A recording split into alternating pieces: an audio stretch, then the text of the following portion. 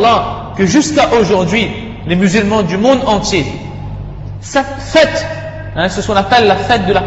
On commémore le sacrifice d'Ibrahim alayhi salatu wa salam, c'est-à-dire, on agit de même comme Ibrahim alayhi salatu wa salam il avait fait, et on sacrifie un animal ou des animaux. Ça c'est un exemple de la soumission d'Ibrahim alayhi salatu wa salam. Un autre exemple, il est dit que Ibrahim alayhi salatu wa salam, il s'est fait circoncis à l'âge de 80 ans. Subhanallah. Parce que c'était un ordre d'Allah subhanahu wa ta'ala. Là aussi, nous voyons le degré de soumission d'Ibrahim alayhi salam. Bref, beaucoup d'autres étapes de la vie, d'autres épreuves dans la vie d'Ibrahim alayhi salatu wa salam, qui lui ont valu ce titre de musulman.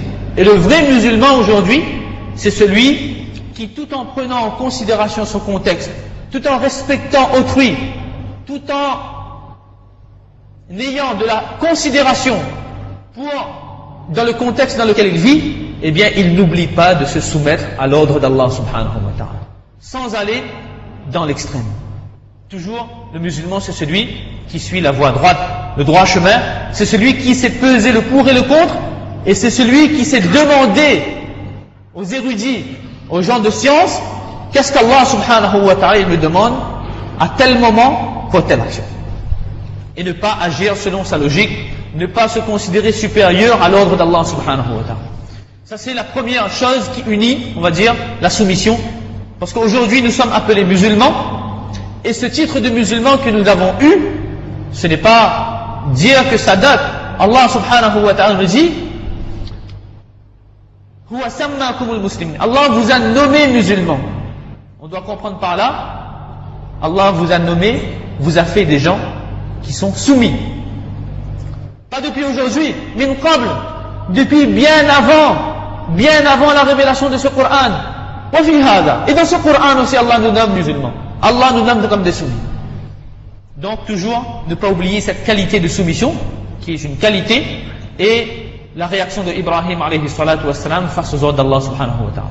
Deuxième chose qui unit Ibrahim à cette umma, et plus particulièrement à notre prophète sallallahu alayhi wa sallam.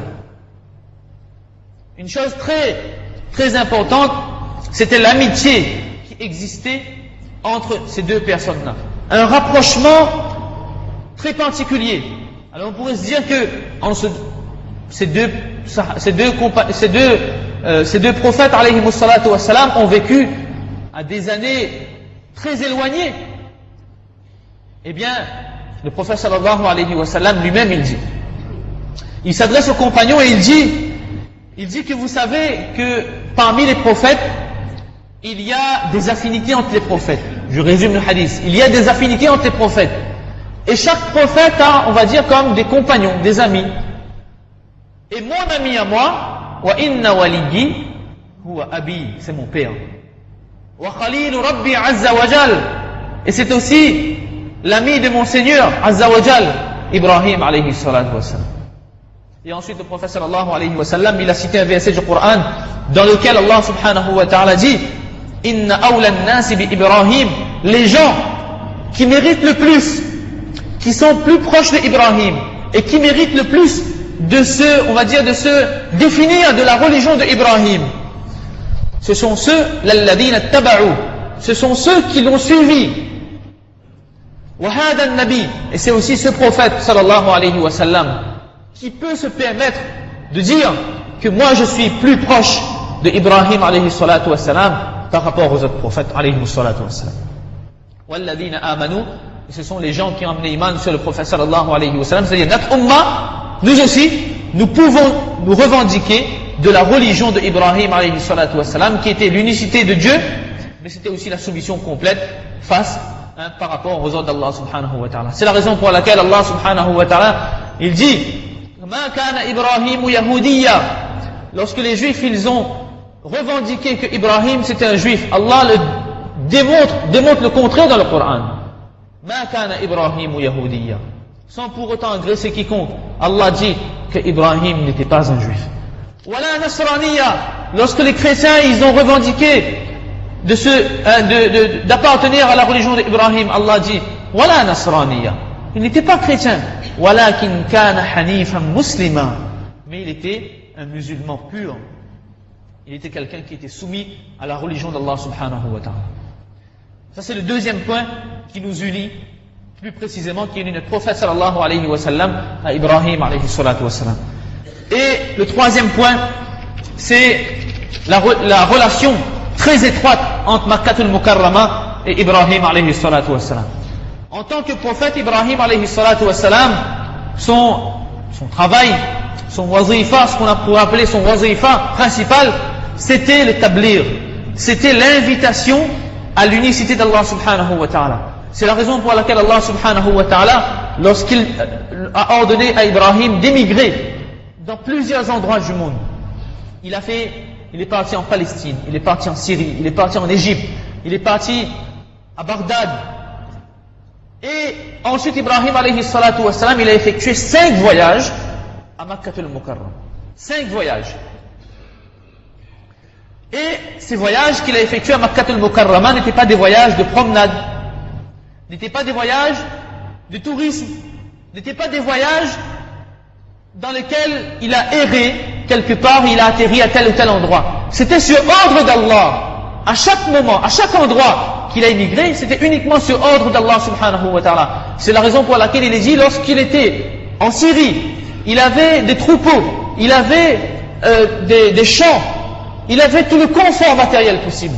Mais Allah lui a ordonné d'émigrer à Makkah. C'était son premier voyage vers Makkatul Mukarrama, qui était une vallée inhabitée.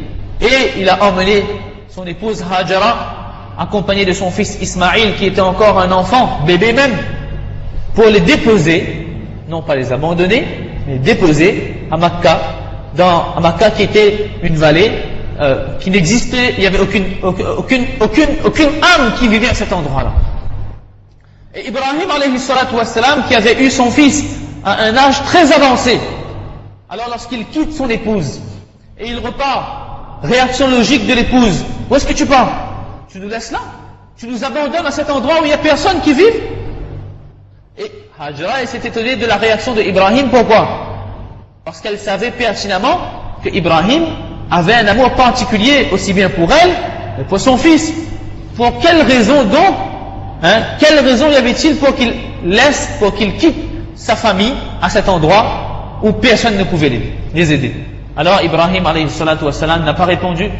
Mais nous savons bien que Hajara, qui était la femme de prophète alayhi salatu wassalam, lui a fait la réflexion suivante: est-ce que c'est Allah qui t'a ordonné d'agir ainsi? Allahu amuruka? Allahu ya'muruka? Lorsque Ibrahim répondit par l'affirmative, eh bien Hajara, la femme du prophète Ibrahim alayhi salatu wassalam, elle a dit une phrase qui mérite d'être écrite en or. Elle a dit: Idhan la yudayya'ana. Alors, si c'est lui qui t'a ordonné de nous laisser ici, eh bien lui, il ne nous abandonnera jamais. Ibrahim alayhi salatu wassalam qui part, et nous savons ensuite l'histoire qu'il y a eu le puits de Zamzam, il y a eu le barakat de Zamzam, il y a eu les gens qui sont venus, il y a eu le doigt d'Ibrahim alayhi salatu wassalam, un doigt dans lequel il demande à Allah subhanahu wa ta'ala que, oh Allah, faj'al af'idatan minan nas tahwi ilayhim, ce qu'il y a des gens qui viennent à Makkah pour visiter ta maison et pour prendre soin de ma famille, et jusqu'à aujourd'hui ce doigt est accepté par Allah subhanahu wa ta'ala. Bref, ça c'est le premier voyage d'Ibrahim. Deuxième voyage d'Ibrahim à Makkah, son épouse était déjà décédée, il est venu rendre visite à son fils et il ne l'a pas rencontré. Troisième visite à Makkah, il est venu encore rendre visite à son fils, il ne l'a toujours pas rencontré. Quatrième visite à Makkah, deuxième visite, il est venu pour remplir l'ordre d'Allah du sacrifice. Troisième et quatrième, il est venu rendre visite à son fils dans lequel il ne l'a pas rencontré. Et cinquième visite, il avait reçu l'ordre de la part d'Allah de construire la Kaaba. C'est à son dernier voyage qu'il a construit la Kaaba. Et là, il s'est fait aider de son fils pour construire la Kaaba. Mais tous ces voyages qu'il a effectués, eh bien, il y a des traces historiques. Lorsque les gens y partent pour le Hajj, ou bien lorsqu'on entend, lorsqu'on part pour faire la ziyarat, eh bien, on voit tous ces asars, tous ces endroits historiques, ou bien toutes ces actions historiques qu'Allah subhanahu wa ta'ala, il a tellement aimé, que ce soit dans le Safa et Marwa, dans l'endroit dans lequel on court, pour les hommes, qu'il est sunnah de courir un peu, eh bien, ça c'est lorsque Hajara elle a couru très rapidement pour apercevoir son fils plus loin, ou encore lorsque on va frapper Shaitan, c'était l'action symbolique d'Ibrahim alayhi salatu wassalam, ou encore lorsqu'on fait le tawaf, eh bien il est dit qu'Ibrahim alayhi salatu wassalam istaslam al-rukna, il a embrassé le rukn yamani, et ensuite farama salasan wa mashaf arba'an, et ensuite il a marché, il a fait le tawaf. Bref, tout cela lorsqu'on va partir pour le hajj, eh bien ce sont des endroits historiques ou bien des actions qui vont nous faire rappeler Ibrahim alayhi salatu wassalam, qui vont nous faire rappeler sa vie, qui vont nous faire rappeler son sacrifice. Pour ceux qui restent ici, il y a l'acte du qurbani, qui est un acte très important, qu'il faut prendre en considération, tout en respectant les ordres qu'on nous donne par rapport aux autorités d'hygiène, etc. Ça aussi c'est un acte qui nous fait rappeler la vie et une épreuve d'Ibrahim alayhi salatu wassalam. Donc tout cela nous fait comprendre que entre Ibrahim alayhi salatu wassalam et Makkah al-Mukarrama, où cette umma, où la période de Hajj qui est déjà commencée, la période de Qurbani, que les gens déjà commencent à s'affairer autour des animaux pour essayer de trouver les plus beaux animaux, et le meilleur endroit pour trouver au meilleur prix, etc. Eh bien tout cela, on ne doit pas oublier que Ibrahim alayhi salatu wassalam a une part très importante dans toutes ces actions-là, et que la leçon principale que nous devons retirer de tout cela, c'est que nous devons nous soumettre à l'ordre d'Allah subhanahu wa ta'ala, sans tomber dans l'extrême, mais aussi en prenant en considération notre contexte actuel, et en ne pas oublier qu'Allah subhanahu wa ta'ala, il nous a nommés musulmans, et que ce nom de musulmans-là, nous devons l'honorer dans ce dunya, afin de pouvoir être honorés aussi le jour de Akhirat, et que nous puissions être appelés par musulmans le jour du Qiyamah par Allah subhanahu wa ta'ala.